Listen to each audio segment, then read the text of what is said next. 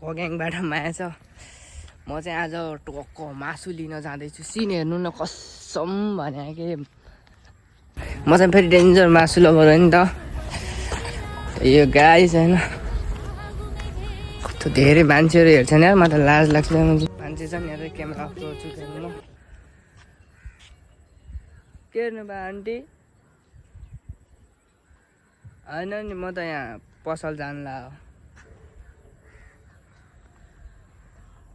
कसम भन्ने ग्याङ कस्तो हेर्छ नि अरे समाजमा 2-4 जनाले गर्दा होइन हामी छोरा मान्छेलाई हेर्ने नजर नै कस्तो नराम्रो भइसक्यो भने कि त्यस्तो नसोच्नु न। कहाँ हामी त्यस्तो हो त अनि कस्तो बोल्न पायो भन्नेमा प्याच्ची बोल्नु रहेछ र कस्तो कस्तो त्यस्तो छोरा यार। म हेप्यायो कि अर्काको ठाउँ भनेर फेरि एक्लै टलपल हानिदिन्छु नि म त मनै मऱ्यो ग्याङ अलगै बनाएर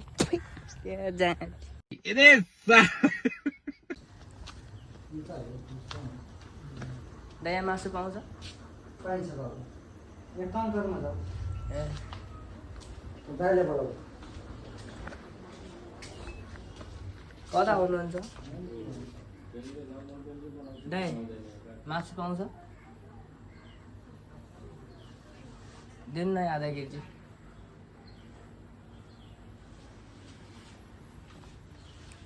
मासु बनिसके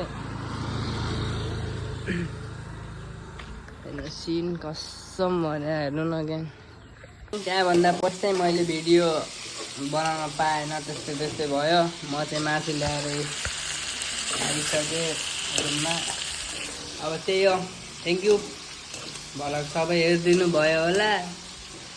अब खा त के देखाउनु फेरि तिमीहरूको जिब्रोबाट पानी आउला है।